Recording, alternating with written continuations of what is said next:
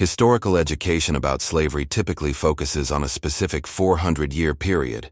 The transatlantic slave trade, with its ships, plantations, and documented horrors, dominates curricula worldwide. However, historical records reveal a parallel system that operated not for 400 years, but for 1,400 years, spanning from the 7th century to the 20th. This system, documented in Ottoman archives, medieval Islamic legal texts, and archaeological evidence, involved the enslavement of an estimated 11 to 17 million people from Africa, Europe, and Asia. Unlike the Atlantic trade, where approximately 10–15% died during transport, mortality rates in some routes of this system reached 80%. The documentation is extensive. Ottoman imperial archives in Istanbul preserve detailed records. Medieval Islamic legal texts outline the regulatory frameworks. Archaeological sites across Africa, the Middle East, and the Balkans provide physical evidence. British colonial records from the 19th century document the system's final decades. French diplomatic correspondence offers outsider perspectives. This content examines historical evidence that has received limited attention in mainstream educational curricula. The question of why certain historical topics receive more coverage than others involves complex factors including funding patterns in academic institutions, political considerations in international relations, and the presence or absence of descendant populations advocating for historical recognition. Before proceeding, viewers interested in historical documentary content are encouraged to subscribe. Understanding the complete historical record, rather than selective portions, provides essential context for comprehending how human societies have evolved. The examination begins with a government program that operated across the Balkans for over 600 years, systematically affecting Christian communities under Ottoman rule. Historical records from 1515 describe a scene repeated across countless Serbian villages. Church bells rang, not for prayer but as warning signals. Ottoman officials had arrived with their soldiers. Christian families understood what this meant. The Devshirme collection had begun. According to contemporary accounts preserved in Ottoman archives, boys aged 8 to 18 were assembled in village squares. The process was methodical, documented, and legal under Ottoman law. Officials conducted systematic evaluations based on written criteria, checking physical health, intellectual capacity, and family background. These weren't random acts of violence. This was state policy, refined over decades, with bureaucratic procedures that would persist for over 600 years. The system had a name, Devshirme, meaning collection or gathering in Turkish. The selection criteria grew increasingly sophisticated over time. Ottoman administrative manuals specified the desired characteristics. Boys needed to be unmarried, physically healthy, and preferably from rural areas. Intelligence was highly valued. Officials would test boys with questions and puzzles. Any physical defect meant rejection. Historical accounts document parental responses. Some families attempted to hide their sons. Others engaged in more desperate measures. Medical records from the period note unusual patterns of childhood injuries in regions subject to Devshirme collection. Broken bones, missing fingers, deliberate scarring. Modern historians interpret this as evidence of families attempting to make their children ineligible for selection through disfigurement. One particularly well-documented case involves Sokolu Mehmed Pasha, born Bajka Sokolović to a Serbian Orthodox family near Visegrad around 1505. Ottoman records track his entire career arc: collected as a child, educated in the palace school system, converted to Islam, and eventually rising to become Grand Vizier, the second highest position in the Ottoman Empire, from 1565 to 1579. Historians note the psychological complexity of such transformations. Sokolu, now a powerful Ottoman administrator, ordered military campaigns in the Balkans, the same region from which he had been taken. He also commissioned the bridge on the Drina in his hometown, a gesture some interpret as maintaining connection to his origins. However, modern analysis notes the bridge primarily served Ottoman military logistics, facilitating troop movements into Serbian territories. Demographic evidence reveals the system's impact. The village of Gorazde in Bosnia provides a documented case study. Ottoman tax records from 1463 show a population of approximately 500. The same year, collection records indicate every male between 8 and 18 was taken, roughly 120 boys. By 1488, tax records show the village population had declined to approximately 50 residents. Archaeological surveys confirm sudden abandonment, with houses left containing possessions and agricultural tools remaining in fields. This pattern repeated across the Balkans. Demographic studies show population declines in regions subject to regular Devshirme collection, with the most severe impacts in areas where collection occurred annually rather than on longer cycles. The transformation process was systematic. Newly collected boys were immediately separated from anyone speaking their native language. They received intensive education in Turkish language, Islamic theology, and military or administrative skills depending on their aptitude. They were given new names and forbidden from speaking their original languages. Ottoman records describe a multi-year program designed to create complete cultural and religious conversion. The most capable recruits entered the palace school system, receiving education in languages, mathematics, military strategy, and administration. These individuals could rise to the highest positions in the empire. Others entered the Janissary Corps, the Sultan's elite infantry unit composed entirely of former Christian boys. Historical estimates for total numbers collected through Devshirme vary considerably. Conservative estimates suggest 200,000 boys over the system's approximately 300-year peak operation, 14th–17th centuries. Some historians argue for higher figures, potentially reaching 500,000 when including the system's full 600-year span of operation. The legal justification derived from Islamic jurisprudence regarding non-Muslim subjects under Muslim rule. Medieval Islamic legal scholars interpreted certain texts as permitting the collection of Christian children as a form of Devshirme tax, compensation for the protection provided by the Ottoman state. The circular logic troubled even some Ottoman intellectuals. Though criticism remained muted, Ottoman records preserve testimonies from the period. One archived letter from a father whose son was taken reads, "The boy who helped me with the harvest is gone. His mother maintains his place at table. She believes he will return. I know better." The system officially ended in the early 18th century as military and administrative reforms made it obsolete. By then, it had operated for over 600 years, affecting hundreds of thousands of families across the Balkans, Anatolia, and the Caucasus. Modern historians note that while the Devshirme system resulted in some individuals achieving high positions, this doesn't diminish the trauma of forced child separation, cultural erasure, and compelled religious conversion. The system represented systematic interference with family integrity across multiple generations. However, the Devshirme represented only one component of a much larger system. While Christian boys were taken for military and administrative purposes, adult males captured through warfare or raiding faced different fates, procedures with mortality rates that contemporary records document as extraordinarily high. Medieval economic records document an industry centered on surgical procedures with mortality rates approaching 90%. This extraordinary death rate, preserved in merchant ledgers and medical accounts from the period, reflects both primitive medical conditions and market economics that made survivor scarcity economically advantageous. The procedure in question was castration, performed on enslaved males to create eunuchs for service in harems, religious institutions, and administrative positions. The scale of this practice, operating for over a millennium, resulted in millions of deaths according to demographic historians' calculations. The Aswan Operations Center in Egypt provides the most detailed documentation. Located at the first cataract of the Nile, this facility processed an estimated 3,000 to 5,000 individuals annually during peak operation periods in the medieval era. Contemporary accounts from European travelers describe the facility as operating on an industrial scale. Coptic Christians managed many of these centers, a detail reflecting Islamic legal restrictions. Sharia law technically prohibited Muslims from performing castration. The solution was to employ Christian or Jewish operators, satisfying the letter of the law while enabling the practice to continue. The medical procedures were performed without modern anesthesia, antibiotics, or understanding of infection control. Mortality primarily resulted from blood loss, infection, or shock.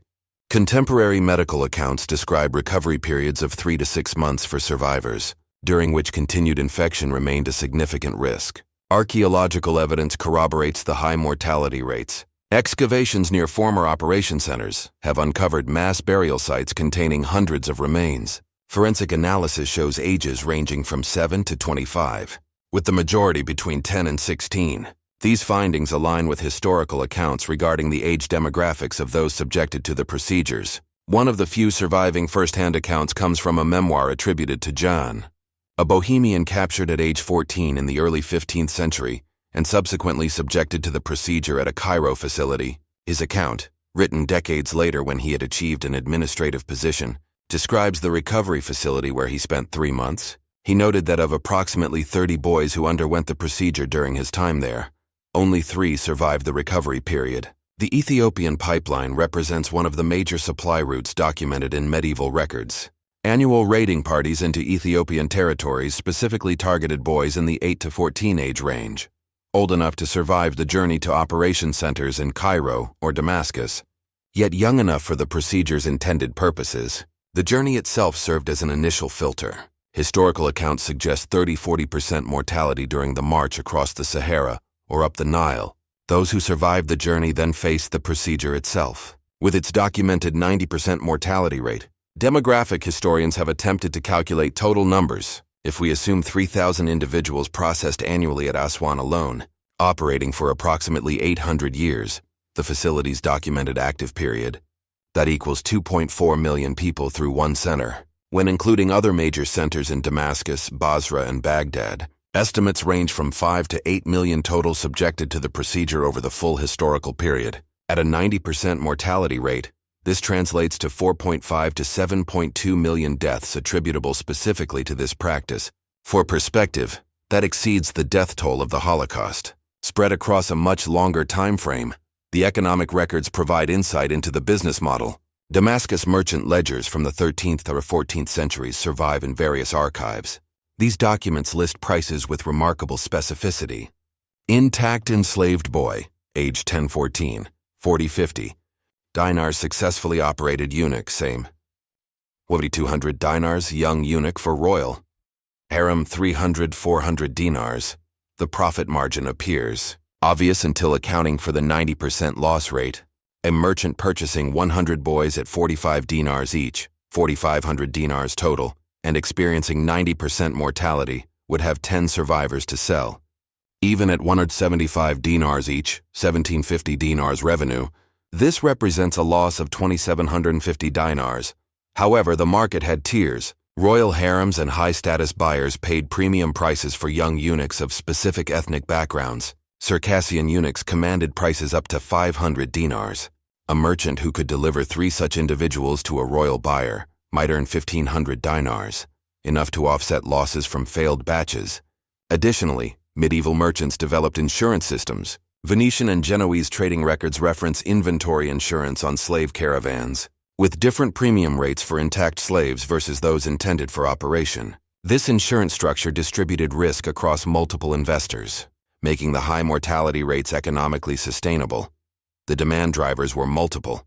Harems required supervision by individuals who could interact with women without sexual implications. Religious institutions employed eunuchs as guardians of sacred spaces. Administrative positions often went to eunuchs specifically because they couldn't establish competing dynasties through biological descendants. Geographic distribution of operation centers tracked empire expansion. Wherever Islamic empires established themselves, Iberia, North Africa, the Middle East, Central Asia, the castration industry followed, creating a network of facilities spanning from Cordoba to Samarkand. The religious legal framework enabling this system involved careful interpretation. While Islamic law forbade castration, it permitted owning eunuchs. This distinction meant Muslims couldn't perform the operations, but could purchase those who had survived the procedure. Medieval Islamic legal scholars wrote extensive treatises justifying this distinction, creating a framework that allowed the practice to continue for over a millennium. Comparison with other historical medical procedures highlights the extraordinary mortality rate. Medieval surgery generally had high mortality, but successful procedures like cataract surgery or limb amputation achieved survival rates of 40–60%, even with primitive techniques. The 90% mortality rate for castration procedures was unusually high, even for medieval medical standards. Some historians argue this reflects deliberate use of crude techniques to maintain scarcity and high prices for survivors. Byzantine and Persian medical texts describe more sophisticated procedures with better outcomes. However, these techniques appear not to have been adopted in the major Islamic operation centers, suggesting economic incentives to maintain high mortality rates. The practice declined gradually from the 18th century onward, driven by changing social structures and eventually legal prohibitions. However, the trade continued in some regions into the 20th century. The last known large-scale operation center closed in the early 1900s. This industrial-scale system, with its catastrophic mortality rate, supplied one component of a much larger slave trade network. While the focus on young boys for eunuch production is well documented, the broader slave trade encompassed millions more individuals captured from Africa, transported across punishing routes, and integrated into various forms of forced labor across Islamic empires. Historical documentation of the slave trade between Africa and Islamic empires reveals a system operating for 1400 years, from the 7th century, Arab conquests through the mid-20th century. The scope and duration dwarf the 400-year Atlantic trade in temporal scale, though estimates for total numbers remain contentious among historians. Conservative demographic estimates suggest 11 to 17 million Africans were enslaved through these routes over the full historical period.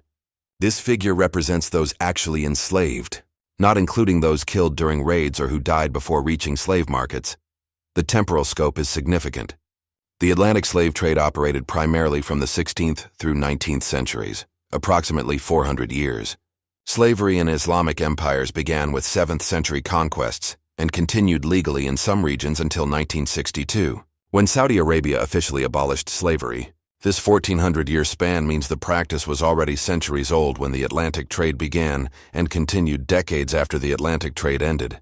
The Zanj Rebellion of 869-883 CE provides rare documentation from the perspective of enslaved people. Approximately 500,000 African slaves working in the salt marshes of southern Iraq revolted, eventually controlling significant territory for 14 years. Contemporary Arabic historical accounts describe the rebellion, though from the perspective of those suppressing it. The working conditions that precipitated the rebellion are documented in these sources. The slaves were extracting salt from poisoned marshes, receiving minimal food, and living in conditions that resulted in average survival times of 2 to 3 years after arrival. When the rebellion was finally suppressed in 883 CE, the victorious forces killed most of the rebels. Archaeological work in the region has identified mass burial sites consistent with historical accounts. Skeletal analysis shows severe malnutrition, untreated injuries, and chemical damage to bones consistent with prolonged exposure to saline environments. The average age at death from these remains is approximately 22 years.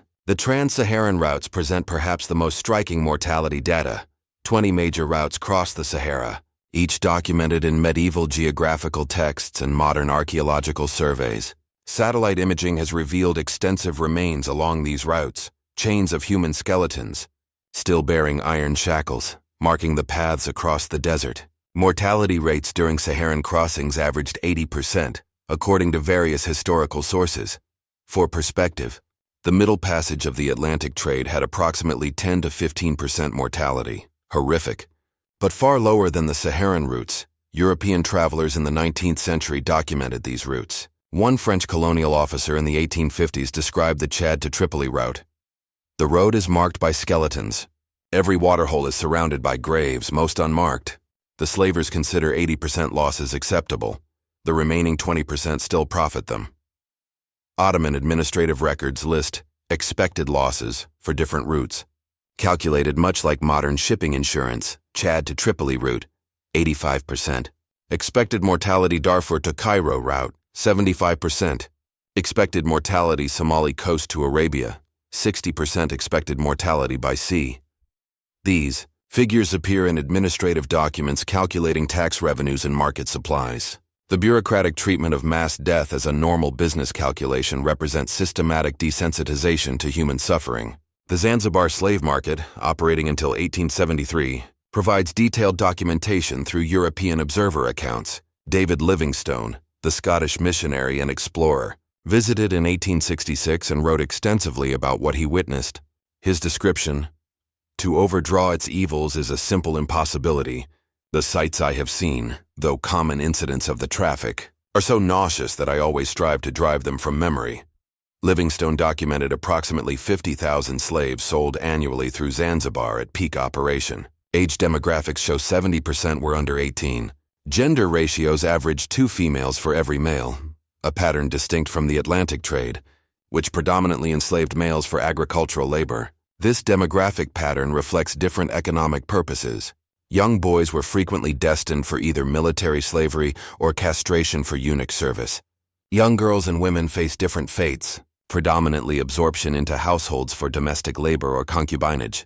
The Nubian tribute system represents one of the most systematic arrangements in this history. For approximately 600 years, 7th–13th centuries, Nubian Christian kingdoms paid an annual tribute of 400 slaves to Muslim Egypt as a condition of maintaining autonomy.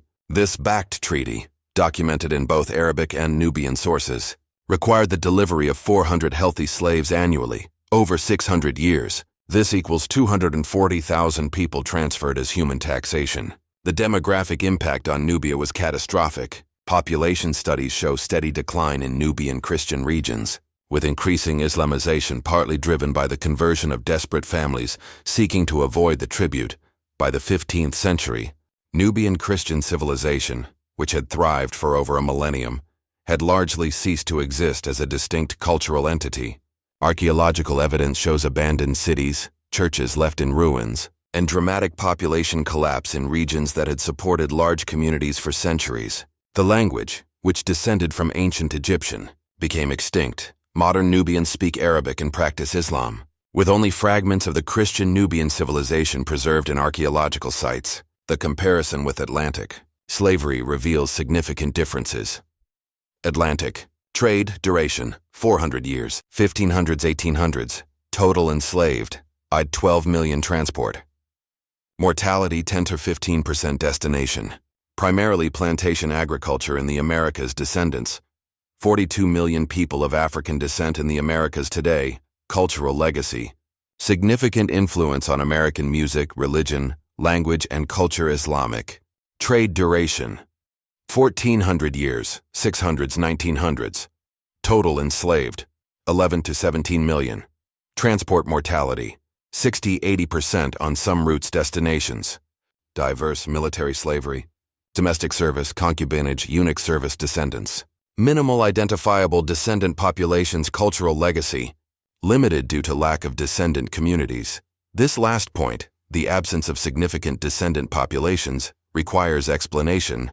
Unlike the Atlantic trade, where enslaved people were used primarily for agricultural labor and formed family units that created large descendant populations, the Islamic system involved several factors that prevented family formation.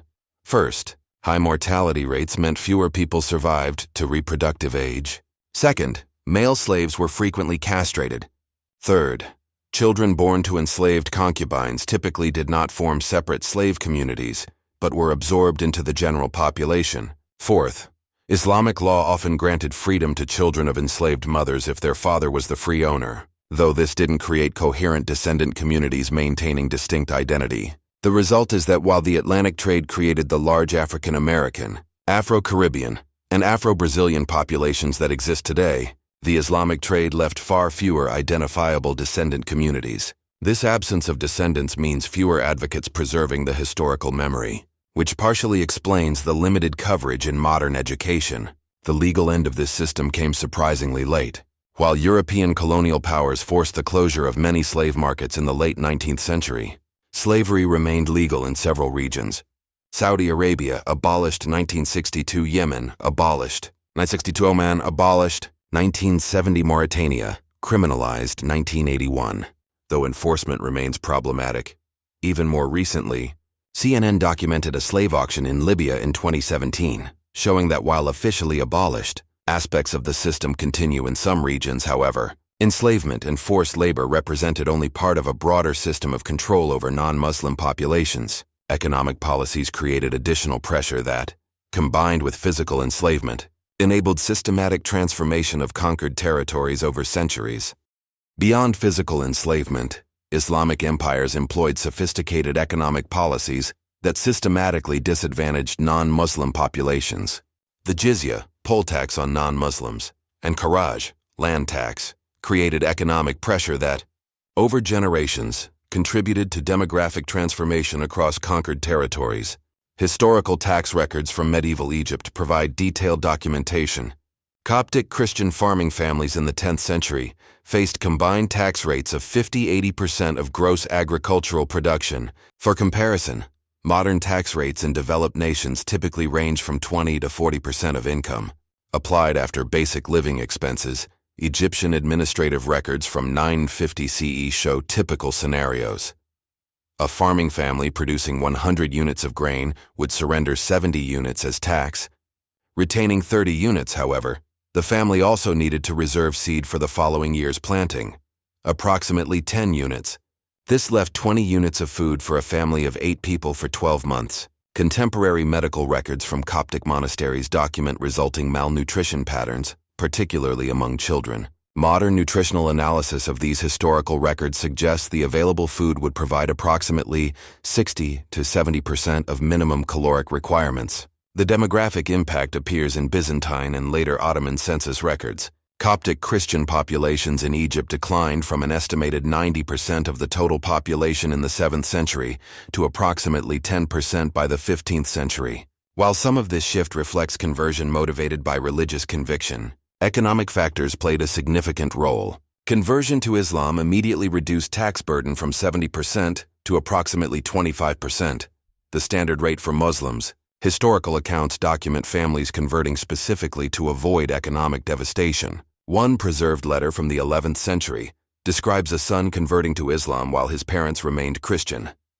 He saved us from starvation, though we lost him to another faith, however. Islamic inheritance law created additional complications. A Muslim could not inherit from non-Muslim parents, meaning converted sons couldn't inherit family land. The typical outcome was that when parents died, the family land would be sold, often to Muslim buyers, ending the family's agricultural lineage. The jizya collection ceremony added psychological dimensions. Historical accounts from Damascus describe annual tax collection where non-Muslims were required to pay while kneeling, with the collector placing a hand on their neck, a gesture of submission. The ceremony was public, witnessed by family and community members. Diaries from the period record the psychological impact. One Christian resident of Damascus wrote, "I paid the jizya for the 23rd time today. My son watched. I saw his decision in his eyes before he spoke it. I cannot blame him. This systematic pressure operated across generations. Each generation faced slightly worse conditions than the previous, creating gradual but inexorable demographic change." The Armenian village of Gurbed provides a documented case study. In 1562, the Ottoman governor increased the kharaj tax rate to 90% of production. Village leaders petitioned the governor, pointing out this rate made survival impossible. According to Ottoman administrative records, the governor responded, "Then convert or die," when the village attempted resistance, refusing tax payment and preparing weapons. Ottoman military response was swift. Every 10th adult male was executed. Decimation. Tax rates increased to 95% for 5 years as punishment. All weapons were confiscated. Some children were taken through Devshirme as additional punishment. Population records document the outcome. Sayu 500 hours. Inhabitants 1565. 50 inhabitants 1570. Village abandoned. 90% population reduction in 5 years. The survivors either converted and relocated to Muslim districts, fled to mountain regions, or died from starvation. The cemetery shows a pattern. First elderly deaths, then children, then women. Finally adult men, the typical progression of famine. The Andalusian Jewish community's decline provides another case study spanning centuries. Financial records preserved in Jewish archives track progressive tax increases. 6th century, 35% combined tax rate, sustainable. 9th century, 45% rate plus business ownership restrictions, difficult.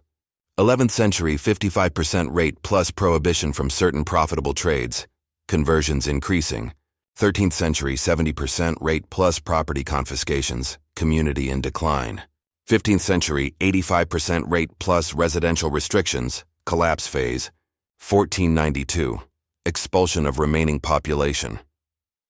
This gradual escalation over 8 centuries created a slow-motion demographic transformation. No single generation experienced the full journey from prosperous minority to extinct community, making resistance difficult to organize. The economic impossibility of advancement was structural. A Christian craftsman paying 60% in taxes while his Muslim competitor paid 10% couldn't compete on price. Unable to accumulate capital, Christian and Jewish businesses couldn't expand or invest in improvements. Over generations, wealth flowed steadily from non-Muslim to Muslim communities. Inheritance laws reinforced this pattern. Upon death, a non-Muslim's estate faced heavy taxation. If heirs converted to Islam to reduce tax burden, inheritance laws might prohibit them from receiving property. Either way, generational wealth accumulation was nearly impossible for non-Muslim families. Additional taxes compounded the burden. Military exemption tax for not serving in Muslim armies, market. Access fees, extra charges for non-Muslims' property. Transfer taxes, higher rates for non-Muslims, legal. Proceeding fees, non-Muslims paid more for court. Access road tolls, differential. Rates, bridge crossing fees, differential rates, modern tax protesters. In Western nations sometimes complain about 30–40% tax rates. These historical populations faced 70–90% taxation, combined with systematic legal discrimination and periodic violence. The combination created overwhelming pressure toward conversion or emigration. However, even conversion didn't guarantee safety or equality. Converts sometimes faced suspicion and discrimination. Jewish and Christian converts to Islam were sometimes called donme or marano, terms implying false conversion. True acceptance often took generations. The systematic nature of these economic policies becomes clear when examining Ottoman administrative documents. Tax rates weren't random or arbitrary. They were calculated. Some historical evidence suggests Ottoman administrators deliberately calibrated tax rates to maintain non-Muslim populations at poverty levels that encouraged conversion without causing immediate mass death, which would reduce future tax revenue. This represents economic warfare refined over centuries. The policies didn't require dramatic military campaigns or mass killings. The pressure was economic, legal, and social, applied consistently over generations until entire civilizations were transformed or eliminated. Modern international law includes concepts like persecution and conditions of life calculated to bring about physical destruction. The economic policies described here arguably meet such definitions. Though no international legal framework existed at the time to address them, the impact extended beyond economics to cultural preservation. Communities under severe economic pressure cannot support education, arts, or cultural institutions. Christian and Jewish schools closed due to lack of funding. Libraries and monasteries couldn't be maintained. Cultural transmission weakened across generations. The result was civilizational erasure through economic means, a process that set the stage for more direct forms of cultural destruction, including the systematic elimination of religious minorities, their languages, and their historical records. The phrase lost civilizations typically evokes images of natural catastrophes, Atlantis sinking, Pompeii buried. However, historical evidence documents deliberate cultural erasure across multiple regions, where languages, religions, and civilizations were systematically eliminated through coordinated policies rather than natural disaster. The Zoroastrian experience in Persia provides extensive documentation. For over 1,000 years, Zoroastrianism served as the Persian Empire's dominant religion, with millions of adherents from India to the Mediterranean. Following the Arab conquest of Persia in the 7th century, systematic policies gradually eliminated most of this civilization. Fire temples, which functioned as religious centers, libraries, and community gathering places, were primary targets. Some sacred fires had burned continuously for over a millennium, tended by priestly lineages spanning dozens of generations. Arab historical accounts describe the extinguishing of these flames as symbolic victories, marking the end of the old religion. Contemporary records document the treatment of Zoroastrian priests. Those who refused conversion faced execution. Historical accounts from the 1st century of Arab rule in Persia record approximately 40,000 priests killed. For scale, this would be equivalent to executing every Christian priest in modern America. Religious texts underwent systematic destruction. The Avesta, Zoroastrianism's holy book, existed in millions of manuscript copies across the Persian Empire today. Only fragments survive. Modern Zoroastrians must reconstruct their religious texts from scattered remnants discovered in archaeological sites and private collections. Fire temples were converted to mosques or demolished, with materials reused for Islamic construction. This served both practical and symbolic purposes. The holiest sites of the old religion became the worship places of the new. Some temples were left partially standing but defiled, forcing Zoroastrians to witness their sacred spaces transformed. The survivors who maintained their faith fled primarily to India, forming the Parsi community from a population of millions. Zoroastrianism today counts fewer than 200,000 adherents worldwide. less than the population of a small city. A religion that shaped Persian civilization for over a millennium, reduced to a minority protected as an endangered cultural heritage. Mahmud of Ghazna's campaigns in India, 1027 CE, represent systematic temple destruction as military policy. His own court historians, writing to glorify his achievements, document the destruction of approximately 50,000 temples. The accounts describe these destructions in triumphant terms, detailing the wealth seized and religious buildings demolished. The Somnath temple incident is particularly well documented. The temple contained accumulated wealth from centuries of donations. Gold idols were melted for coinage. Silver ornaments were shipped to Ghazni. The famous sandalwood doors were taken as trophies and reportedly installed in Ghazni's central mosque. The temple's main idol was broken into pieces, according to multiple historical sources. These pieces were embedded in the steps of Ghazni's mosque, forcing Muslims to step on the Hindu god when entering worship. The symbolism was explicit and intentional. Modern economic analysis estimates the wealth from Somnath alone at approximately $80 billion in current value. Temple destruction wasn't just religious, it was economically profitable. The combination of religious conquest and material gain created strong incentives for systematic temple elimination. Mathura, considered Krishna's birthplace in Hindu tradition, received particular attention. Archaeological excavations reveal layers of destruction so complete that reconstructing the original temple complex remains difficult. One inscription fragment, discovered buried in rubble, was written by a priest during the destruction. "The screams of stone as our gods die echo in my ears. Tomorrow this city of temples will be a memory." The inscription was only discovered 900 years later during archaeological work. Its preservation was accidental. The stone was buried under debris that protected it from further destruction.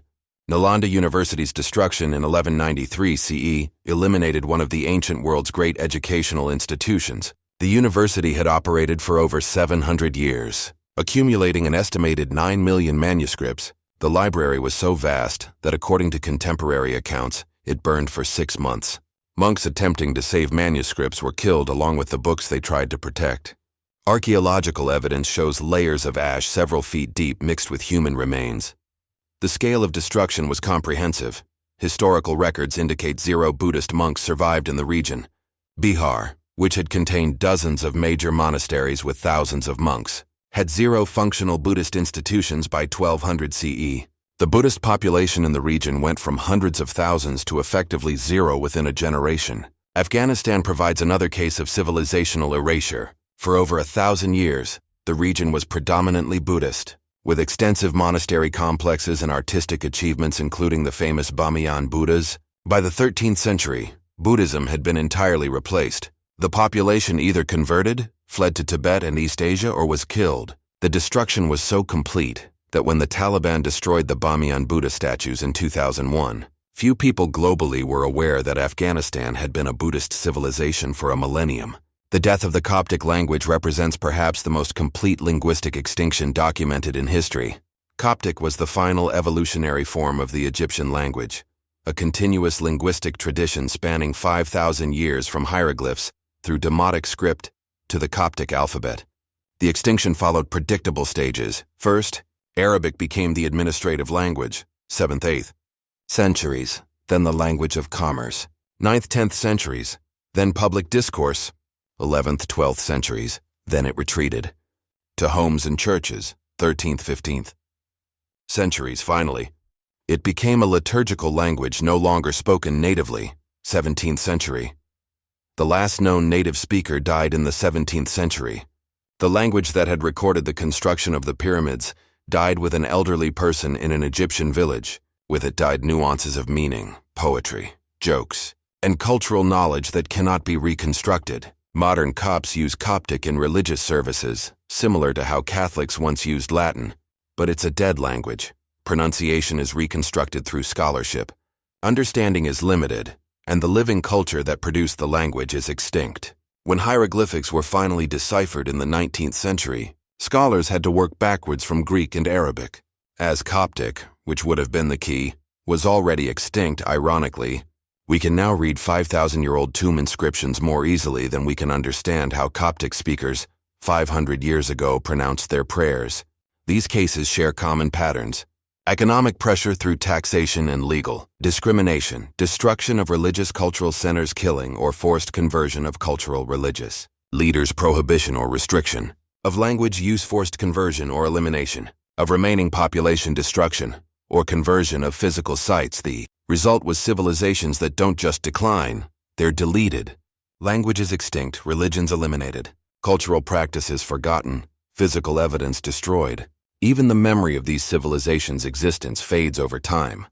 Modern education typically frames history as natural evolution. Cultures rise and fall through complex historical forces. What the evidence shows is something more deliberate. Systematic programs of cultural elimination executed over centuries with remarkable thoroughness. The effectiveness of these erasure programs is demonstrated by modern ignorance. Most educated people have never heard of Christian Nubia, Buddhist Afghanistan, or the extent of Zoroastrian Persia. These civilizations have been effectively erased from popular historical consciousness. This erasure extended to populations who faced particularly systematic oppression, women captured through warfare and slavery, whose fate differed significantly from male slaves and represented another dimension of systematic human rights violations across these empires. Historical records document systematic exploitation of women captured through warfare or slave trading. The scale of this practice, operating across multiple Islamic empires over 14 centuries, resulted in an estimated 10–15 million women being enslaved, with the majority facing severe forms of exploitation. The Crimean port of Kaffa, modern Theodosia, operated as a major hub for this trade. Phoenician and Genoese merchant records document approximately 20,000 women processed annually through this single port during peak operation periods in the 15th–16th centuries. Over a 300-year period of major operation, this single port accounted for approximately 6 million women.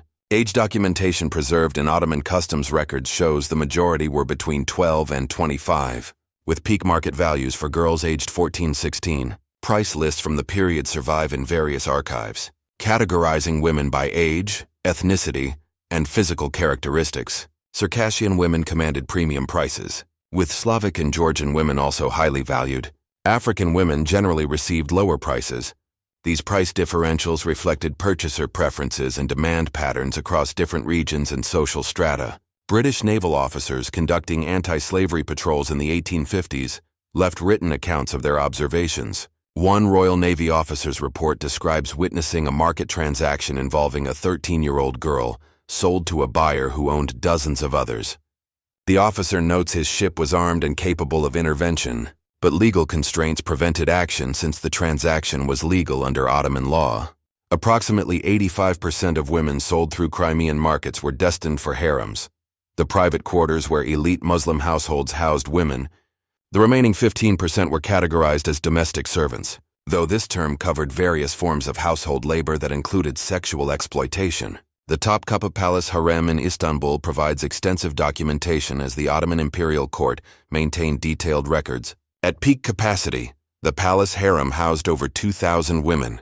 These weren't voluntary residents, but enslaved individuals acquired through purchase or as tribute from provincial governors. Procurement records survive in Ottoman archives, documenting purchases with bureaucratic precision. Typical entries note the origin, age, and physical condition of purchased women. The documentation treats human acquisition with the same administrative thoroughness as equipment purchases. Mortality rates within harems were significant. Suicide occurred with notable frequency, according to contemporary European diplomatic correspondence. Competition among women for the Sultan's favor sometimes led to violence. Women who became pregnant faced uncertain futures. Some achieved elevated status. Others were killed by rivals. Children born to enslaved mothers faced varying fates. Boys might be acknowledged by their fathers and raised as princes. Girls often remained in the harem system, eventually facing the same circumstances as their mothers. Unwanted pregnancies sometimes ended in forced terminations. French diplomatic correspondence from the 17th–18th centuries includes encrypted passages describing conditions. One ambassador wrote in cipher, "The sounds from the harem reach the ambassadorial quarters. We maintain diplomatic discretion. Escape attempts, when discovered, resulted in severe punishment." Palace records document these cases with bureaucratic notation. Individual identified. Escape attempt, standard disciplinary measures applied. Died day 3. The nature of standard disciplinary measures is not explicitly detailed in surviving records, but the mortality rate suggests severity. Women were renamed upon acquisition, erasing their original identities. A Circassian girl named Marta would become Ayşe, or another Turkish name. This practice of renaming served both practical purposes. Many women came from regions with unfamiliar naming conventions, and symbolic ones, marking the complete transformation from free person to owned property. The Circassian region experienced particularly severe impact. Demand for Circassian women was so high that the ethnic group became nearly synonymous with slavery in some regional markets. Families faced impossible choices: sell daughters to slavers for income or risk kidnapping. Some families chose a desperate third option, deliberately scarring daughters' faces to reduce market value. Oral histories preserved in Circassian communities include songs referencing this practice. My daughter, forgive the knife in my hand. The scar I give you is a mother's love. Better you live ugly and free than die beautiful in chains. Archaeological evidence and ethnographic studies suggest such practices occurred. Though quantifying their extent is difficult, the fact that families considered disfiguring their own children indicates the severity of the threat. When Russia conquered Circassia in 1864, military reports described a population traumatized by centuries of slave raiding. Many Circassians initially welcomed conquest as protection from the slave trade, though Russian rule brought its own problems. The 1258 Mongol conquest of Baghdad provides documentation of the system's violent disruption. When Mongol forces captured the city, they found the Abbasid caliph's harem containing approximately 700 women. These women had no names recorded in historical documents. They were simply noted as 700 women of the harem. Mongol chronicles describe what followed in vague terms. The women met the fate typical of conquered cities. Modern historians interpret this as mass assault followed by killing. Archaeological excavations at the palace site found a mass grave containing female remains, all showing signs of violent death. These weren't soldiers killed in battle. These were enslaved women who died because their owner's city was conquered. The Mongols, apparently, chose to kill them rather than allow potential liberation or transfer to new masters. Aggregating numbers across regions and centuries yields estimated totals of 10–15 million women enslaved, specifically for sexual exploitation over the full historical period. The Crimean route alone accounts for approximately 6 million, adding the Trans-Saharan routes. Red Sea trade, Indian Ocean trafficking, and overland Asian routes produces the higher estimates, unlike Atlantic slavery, which created large descendant populations in the Americas. This system left minimal identifiable descendants. This absence results from several factors. First, children of enslaved women had ambiguous status, sometimes freed if acknowledged by their fathers, sometimes remaining enslaved, but rarely forming coherent communities maintaining distinct identity. Second, the practice of concubinage meant children were absorbed into the general population rather than forming separate communities. Third, the high mortality rate among enslaved women reduced the number who survived to have children. The result is that while Atlantic slavery created the African-American, Afro-Caribbean, and Afro-Brazilian populations that exist today, this parallel system left virtually no organized descendant communities advocating for historical recognition. The legal framework enabling this system was explicit. Islamic law, as interpreted by medieval and early modern scholars, permitted unlimited sexual access to enslaved women. Ownership conveyed comprehensive rights over the enslaved person, including sexual relations. Consent was legally irrelevant. Enslavement removed the enslaved person's legal capacity to refuse. Children born to enslaved mothers belonged to the owner. The mother could be sold while pregnant, or separated from her children at any age. She had no legal recourse to prevent such separation. Medieval Islamic legal texts discuss these matters with remarkable specificity, including jurisprudential debates about whether pregnant enslaved women could be sold, what rights children of enslaved mothers possessed, and how many enslaved women a man could maintain concurrently. The bureaucratic treatment of these questions indicates how normalized the practice had become. Markets specialized by demographic characteristics with disturbing precision. Merchants developed expertise in particular categories. Specialists in Ethiopian women, Slavic women, or particularly young girls. This specialization created more efficient markets, increasing trade volume. Transportation networks were sophisticated. Safe houses along routes provided temporary holding facilities. Corrupt officials provided documentation. Medical examinations verified specific physical characteristics demanded by buyers. Damaged goods, women who were ill or injured, received sharply reduced prices.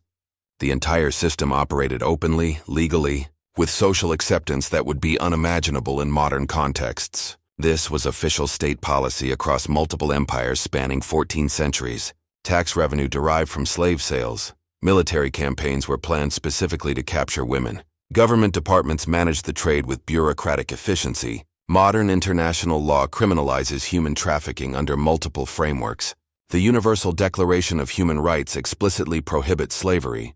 The UN Protocol to Prevent, Suppress and Punish Trafficking in Persons provides enforcement mechanisms. This historical system was trafficking as official policy, operating for over a millennium with legal sanction, religious justification, and bureaucratic organization that treated mass sexual exploitation as routine commerce. Documentation survives because Islamic empires kept excellent records. Ottoman archives preserve purchase receipts, transport documents, tax records, and customs declarations. All the paperwork of a functioning system treating human beings as commodities. The absence of descendants means there are no organized communities demanding recognition, establishing museums, or advocating for historical education about this system. The victims were so thoroughly consumed by the system that they left virtually no one to preserve their memory. This differs fundamentally from Atlantic slavery, where large descendant populations have successfully advocated for historical recognition, education, and memorialization. The victims of this parallel system had no such advocates, contributing to the historical silence surrounding these events. The question remains, how did suffering on this scale remain largely absent from modern historical education? The answer involves complex interactions between academic funding, political considerations, and the presence or absence of organized groups advocating for historical recognition. The limited coverage of certain historical topics in mainstream education involves multiple structural factors. Understanding why some historical events receive extensive coverage while others remain obscure requires examining academic funding patterns, political considerations in international relations, and the role of organized advocacy in preserving historical memory. Historical evidence regarding Islamic empire's practices exists extensively in archives. Ottoman imperial records in Istanbul, Islamic legal texts in libraries across the Middle East, archaeological evidence from excavation sites, British colonial documentation, French diplomatic correspondence, and missionary reports from various periods all contain relevant material accessible to researchers. This isn't concealed evidence requiring special access. These are standard historical sources available in major archives and libraries.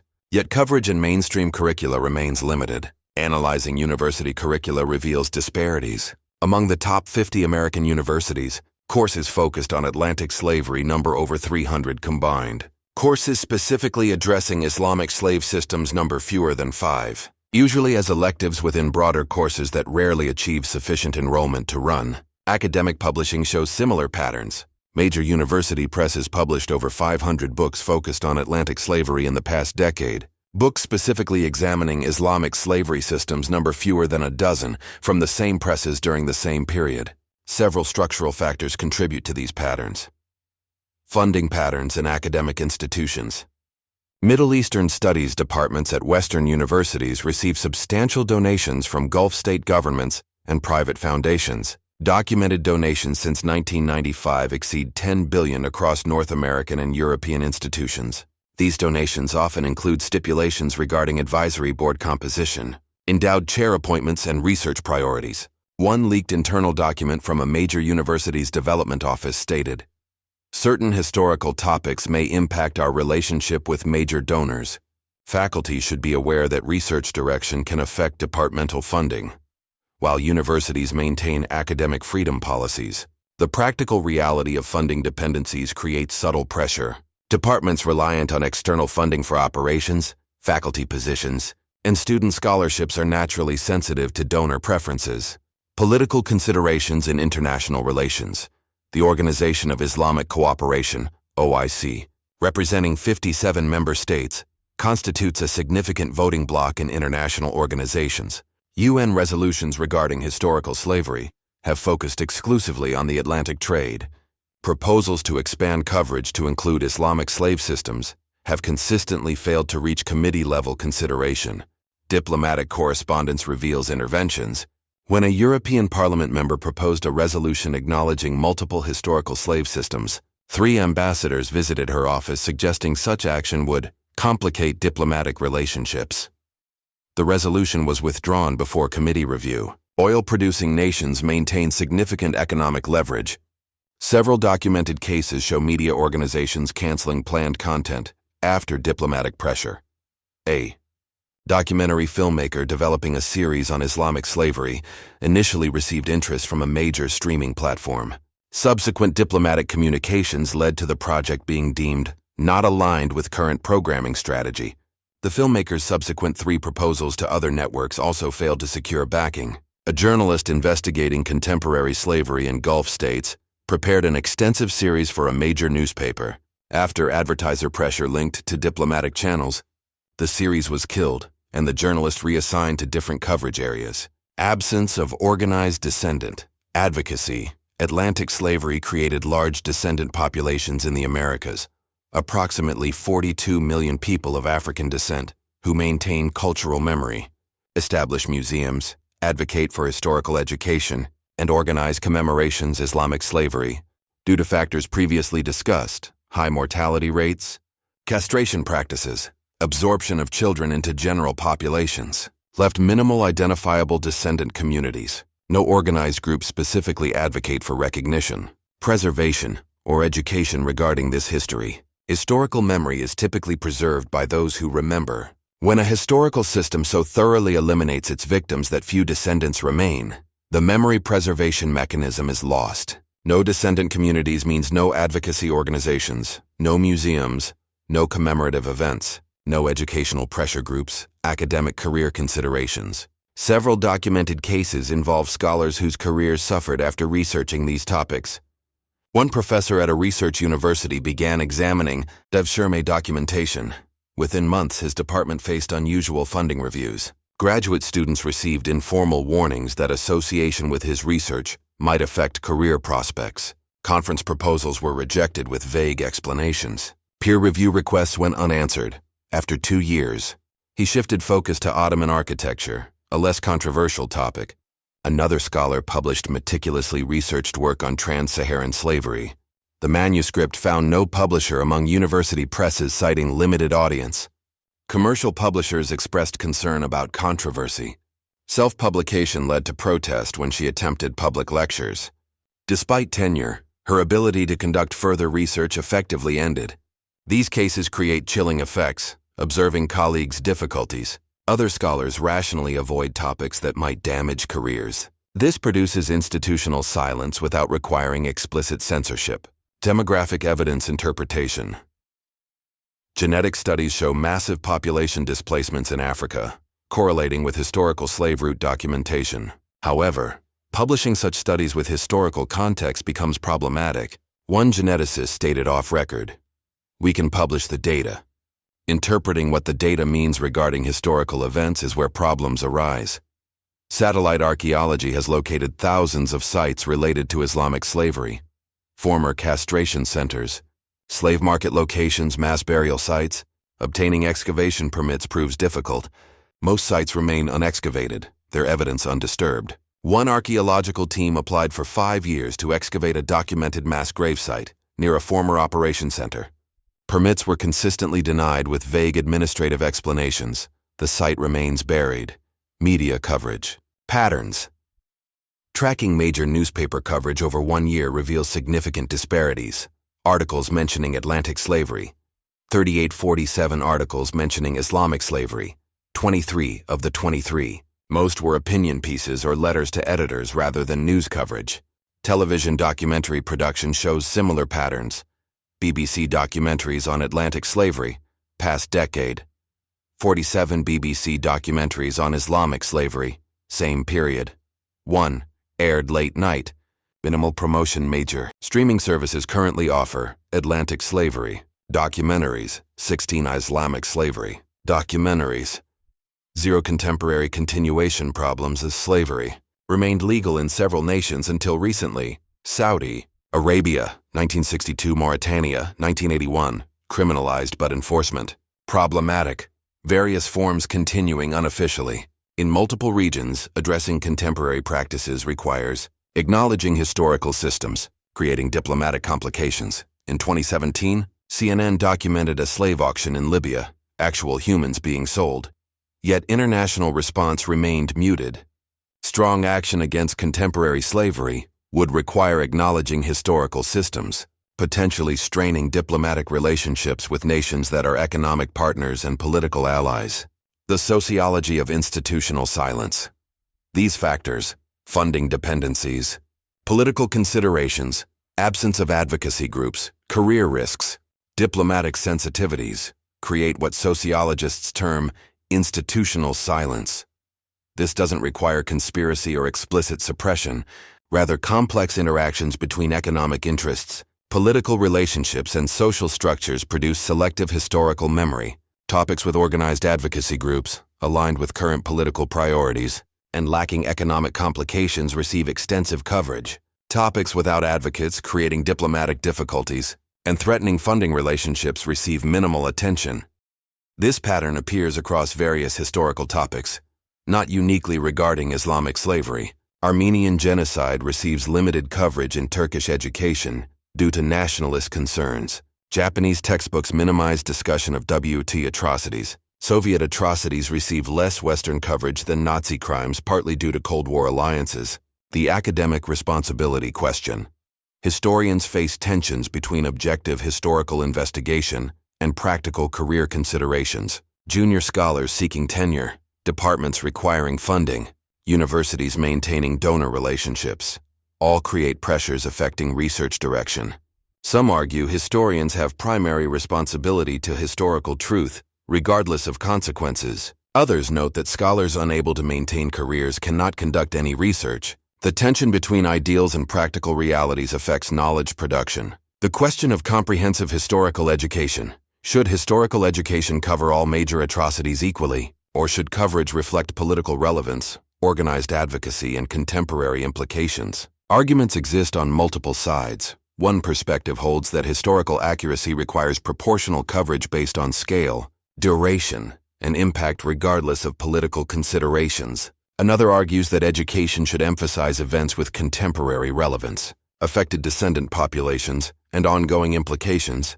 A third position suggests that different educational contexts, primary schools versus university research programs, require different approaches to controversial historical material. These debates continue within historical professional organizations without clear resolution. The role of historical memory. Societies remember what they choose to remember. Memory is selective, shaped by current needs, political structures, and group interests. Every society emphasizes certain historical events while minimizing others. This isn't unique to any culture. Nations worldwide selectively emphasize flattering historical narratives while downplaying problematic ones. The question becomes, who decides what's remembered? Currently, combinations of political power, economic influence, organized advocacy, and academic structures shape collective memory. Whether this produces accurate historical understanding remains contested. Moving forward. Comprehensive historical education requires acknowledging multiple historical atrocities, regardless of political sensitivities. The evidence regarding Islamic slavery systems exists extensively in archives. Making this evidence more accessible to general audiences requires curriculum development not dependent on funding sources with conflicts of interest, political, will to address historical topics despite diplomatic complications, academic, career structures that reward important research even when controversial media, willingness to cover historically significant topics despite economic pressures, public demand for comprehensive historical education. Whether these conditions will develop remains uncertain. What's clear is that current institutional structures produce selective historical memory that may not serve the goal of comprehensive historical understanding. The evidence exists. The question is whether institutions will develop incentive structures enabling this evidence to receive appropriate coverage in educational contexts. This examination has covered multiple dimensions of a historical system operating across 14 centuries. The Devshirme system collecting an estimated 500,000 boys from Christian families over 600 years, systematically separating children from families and converting them to Islam, while training them for military or administrative service.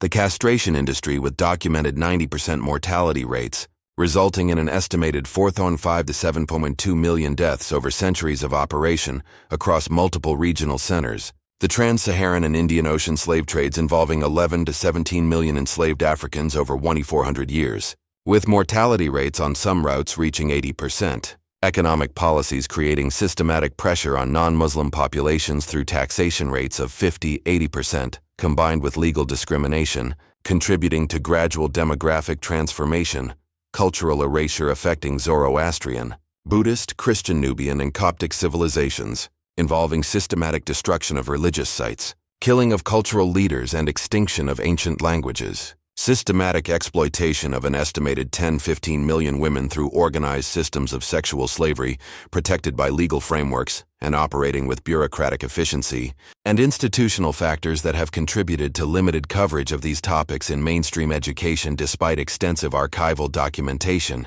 scale assessment, aggregating across all these systems.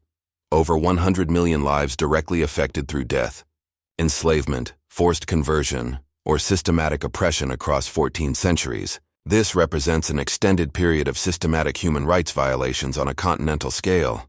Historical context. These practices reflected the norms and legal frameworks of their time periods. Medieval and early modern societies globally engaged in slavery, religious persecution, and conquest. These weren't unique to Islamic empires but were widespread across human civilizations. However, the duration, 400 years versus 400 for Atlantic slavery, the scale, comparable or larger numbers, and the systematic nature, detailed legal frameworks and bureaucratic organization, distinguished this historical system. The memory question: why does this history receive limited educational coverage despite extensive documentation? Multiple factors contribute. The absence of large descendant populations advocating for recognition, unlike Atlantic slavery, which created large descendant communities in the Americas. Political sensitivities and international relations with nations descended from these empires. Economic considerations including funding dependencies in academic institutions. The practical challenges of adding more content to already full curricula. The educational imperative. Comprehensive historical education requires acknowledging multiple historical atrocities regardless of political complications. The evidence exists in archives worldwide. The question is whether institutional structures will develop that enable appropriate coverage. Students deserve historical education that provides complete context, rather than selective narratives shaped by current political considerations. Understanding how systematic oppression operates, how it's justified, how it's normalized, and how it's eventually challenged, provides essential lessons for preventing future atrocities. The comparative perspective. Examining Atlantic slavery alongside Islamic slavery systems provides important comparative context. Both systems caused immense suffering. Both operated through detailed legal frameworks. Both were justified through religious and racial ideologies. Both resisted abolition efforts. Both left lasting impacts on affected regions. The key difference is memorial presence. Atlantic slavery has museums, commemorations, descendant advocacy, and extensive educational coverage. Islamic slavery has limited recognition, despite comparable scale and longer duration. Historical responsibility. This material is presented for educational purposes, not to promote animosity toward any religious or ethnic group. The historical evidence should inform understanding of how systematic oppression operates across time and cultures. Every major civilization has problematic historical periods. Romans practiced slavery. Europeans engaged in colonialism. Americans practiced slavery and genocide. Asian empires engaged in conquest and oppression. African kingdoms participated in slave trading.